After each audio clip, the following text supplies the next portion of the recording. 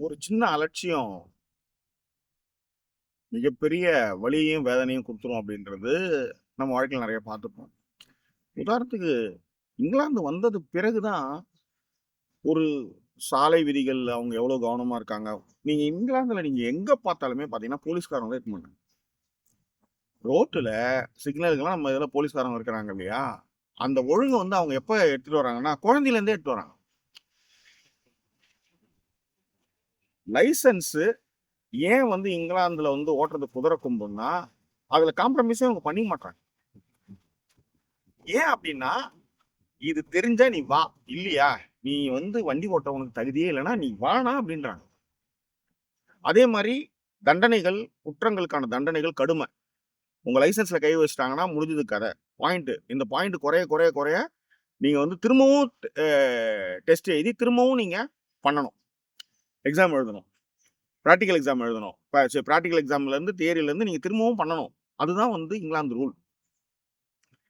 நம்ம கிட்ட வந்து அந்த அலட்சியங்கள் வந்து நம்மள வந்து சொல்லவே முடியாது. காரணமும் இருக்கு. அதையும் நான் இந்த வீடியோல அலசுறேன். இந்த விமான விபத்துல வந்து நம்ம வந்து அலட்சியம் தான் மிக முக்கிய காரணமாவே இருக்கு.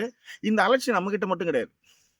போயிங் கம்பெனியில இருந்து எல்லா இடத்துலயுமே இந்த அலட்சியங்கள் இருக்கு. இப்போ உதாரணத்துக்கு போயிங் 787 இந்த விமானம் வந்து ட்ரீம் லைனர் வந்து விபத்தே சந்திக்காது. இத அடிச்சுக்கவே முடியாது. குறைந்த எரிபொருள்ல சத்தமே இல்லாம ரொம்ப ஸ்மூத்தான விமான பயணத்த குடுக்கும்னு சொன்னாலும், இதுல பங்கு பெற்ற என்ஜினியர்கள் வந்து இதுல நிறைய குறைபாடுகள் இருக்கு. டெட்லைனுக்காக வந்து நிறைய காம்ப்ரமைஸ் பண்ணி இவங்க வந்து பண்ணிட்டாங்க. அப்படின்னு ஏற்கனவே ஒருத்தர் வந்து குரல் எழுப்பி அவர் வந்து தற்கொலை செஞ்சுக்கிட்டாரு. அடுத்தது ஒருத்தர் 2024ல எல்லா போயிங் விமானங்களையும் நீங்க வந்து திரும்ப பெறணும் அப்படின்னு ஒரு ஸ்டேட்மெண்ட் அவர் குடுக்குறாரு. இதோ இப்ப இந்த விமான விபத்து நடந்திருக்கு. ஆனா போயிங் கம்பெனியை பொறுத்தவரையும் நாங்க ரொம்ப தரக்கட்டுப்பாடுகள் எந்த காம்ப்ரமைஸும் பண்ணாம பண்ணியிருக்கோம் அப்படின்னு தான் சொன்னாங்க. சரி, இந்த அலட்சியம் எங்கிருந்து வந்தது, போச்சு அப்படின்றத கொஞ்சம் விரிவா பார்க்க போறோம்.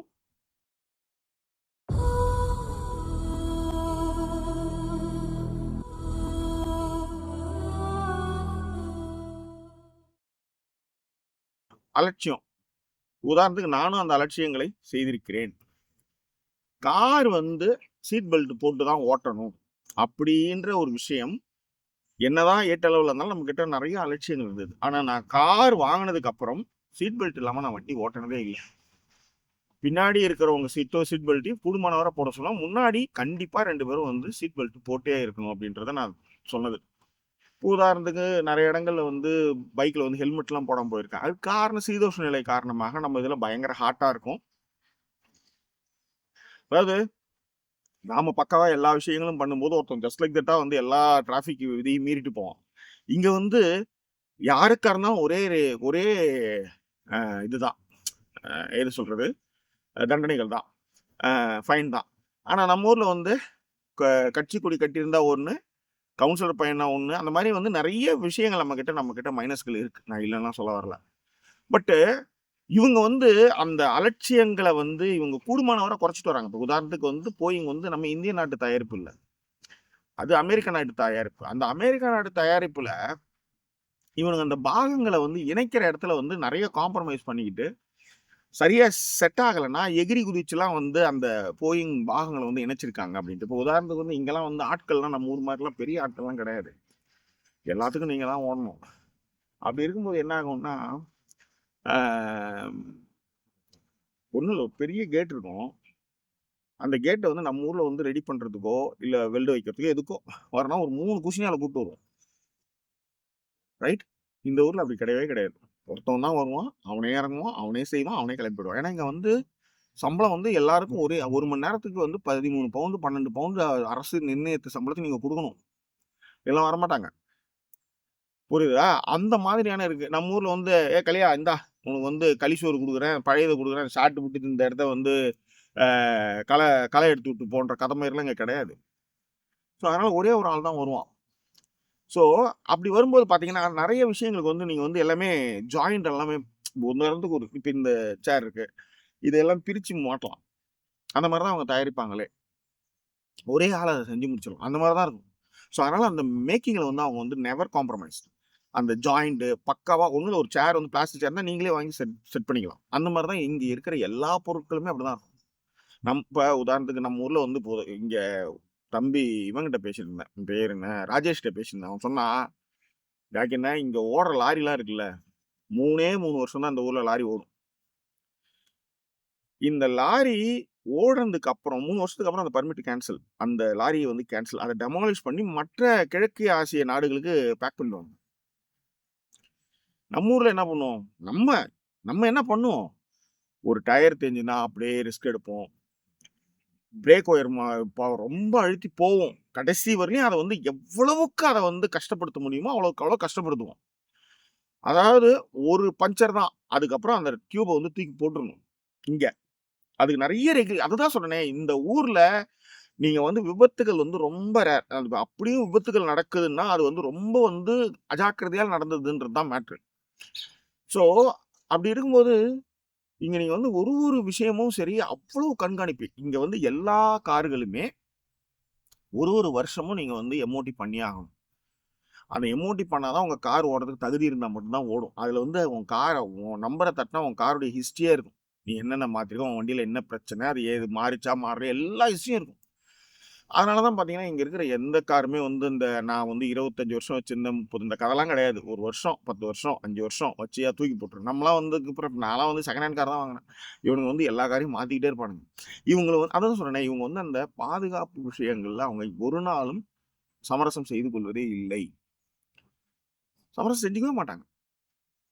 அதுக்கு காரணம் என்னன்னா, இங்க சமரசம் ஆச்சுன்னா எல்லா இடத்துலயும் போகும். ஆனா ஆள் கிடையாது. எல்லாம் கண்காணிப்பு கேமராக்கள் மூலமா தான் இவங்க வந்து ரூல்ஸ் அண்ட் ரெகுலேஷன்ஸ வந்து ஃபாலோ பண்றாங்க. எல்லா எங்கேயுமே போலீஸ் இருக்காது. ஹார்ன் அடிக்க மாட்டாங்க. ஏன் அப்டின்னா, சின்ன வயசுலேருந்தே எடுத்துட்டு வராங்க. ஒரு நல்ல தன்னிறைவு அடைந்த நாடு இது. நம்ம ஊர்ல அப்டி இல்ல. எங்க தாத்தன் வந்து பெருசா படிக்கவே இல்ல. எங்க அப்பா கொஞ்சம் தான் படிச்சாரு. நான் தான் அதுல படிச்சிருக்கேன். பொருளாதார சூழல்ல ரொம்ப பின்தங்கிய வகுப்புலருந்து நம்ம மேல வரோம்னா, அப்ப யோசிச்சு பாருங்க. 3 பஞ்சரா 8 பஞ்சர் போடு. ஏன்னா, வேற வழி. புரியுதா? நம்மளுக்கான காரணம் அதுதான். ஏன் நம்ம வந்து அலட்சியத்தின் பக்கம் இருக்குன்னா, வேணும்னு கிடையாது. குடும்ப சூழல், பொறுப்புகள வந்து பிரெட் வின்னர் வந்து ஏத்துக்கணும். அப்படி இருக்கும்போது அவன் நல்ல சட்டை போட்டுக்க மாட்டான். நல்ல பேண்ட் போட்டுக்க மாட்டான். இங்க ஒரு காரர்ட்ட வந்து பேசிட்டு இருக்கும்போது என் ஒய்ஃப் சொன்னாங்க. தங்கச்சிங்கலாம் கல்யாணம் பண்ணிட்டு தான் ஒரு கல்யாணம் பண்ணணும். எதுக்கு தங்கச்சிங்கலாம் கல்யாணம் பண்ணிட்டு இதுதான். இந்த மாதிரியான விஷயங்கள்லாம் இங்கேயும், அங்கேயும் நெறைய வித்தியாசங்கள் இருக்கு. இவங்க வந்து ஏன் வந்து அந்த பாதுகாப்பு விஷயங்கள்ல ஒரு நாளும் அவங்க குறைபாடுகள வந்து காம்ப்ரமைஸே பண்ணிக்க மாட்றாங்கன்னா, காரணம் இதுதான். உன்ன நான் லஞ்சம் வாங்கி உன்ன அனுப்பிச்சா நீ அசாட் ஆயிடுவ. இன்னொருத்தவங்களுக்கு நீ பாதிப்பு குடுக்குறவனா ஆயிடுவ. அதனால உன்ன அனுப்ப மாட்டேன். அனுமதிக்க மாட்டேன். ஆனா நம்ம வந்து அதுதான் சொன்னேன். நம்ம வந்து கிழிஞ்ச சட்டைய தச்சு போட்டுக்கிறதுலருந்து, அ பஞ்சர வந்து திரும்ப திரும்ப போடுறதுலருந்து, ஹெல்மெட் வாங்குனா அது ஒரு 250 ஒண்ணும் இல்ல ரூ. 550 ஹெல்மெட்டுன்னா நம்ம ஒரு ரூ. 250 ஒரு ஹெல்மெட் இருந்தா போதுன்ற மாரி அதுல காம்ப்ரமைஸ் பண்றதுல நம்ம நெறைய காம்ப்ரமைஸ் பண்றோம். நம்மகிட்ட அலட்சியங்கள் இருக்கு. நான் இல்லன்னு சொல்ல வரல. ஆனால் நம்ம எல்லாருமே வந்து ஓரளவுக்கு வந்து ஃபோர் ஃபாதர்ஸ்ல எல்லாருமே படிச்சு கிடிச்சு நம்ம தான் கல்வியே மறுக்கப்பட்டிருக்கு. வெள்ளைக்காரன் வந்து மக்கள் கல்வி திட்டம் வந்ததுக்கு அப்புறம் தான் நம்மளுக்கெல்லாம் படிப்பே வந்தது. இப்படியான சூழல் வரும்போது நம்ம வந்து காம்ப்ரமைஸ் பண்ணி தான் நம்ம வந்து பண்ணணும். ஆனால் நம்ம ஊர்லயே நான் கார்ல வந்து 5000 கிலோமீட்டர், 10,000 கிலோமீட்டர் போகுது. இந்த இந்த இந்த இது வந்து 10,000 கிலோமீட்டர் ஓடுங்க அப்படின்னு சொன்னா, அந்த டயர்லலாம் காம்ப்ரமைஸ் பண்ணவே மாட்டேன் நானு. மாத்திருவேன். ஸோ இங்கேயும் அதேதான். இங்க வந்து 1.6 அளவு டயருடைய அந்த அந்த பட்டன் அளவு வந்து 1.6 எம்எம். அதுக்கு கீழ தேஞ்சிருந்தா நீ கண்டிப்பா மாத்திரணும். இல்லன்னா உன் வண்டி பாஸ் ஆகாது, ஓடாது. இவ்வளவு விஷயங்கள இவங்க ஏன் சொல்றாங்கன்னா, இவங்க வந்து ஒரு நாளும் காம்ப்ரமைஸ் பண்ணிக்க மாட்டாங்க. நம்ம காம்ப்ரமைஸ் பண்றோம்னா, நம்மளுக்கு வந்து அடுத்து ஒரு ஒரு தலைமுறை இப்பதான் மேல வந்துட்டுருக்கோம்.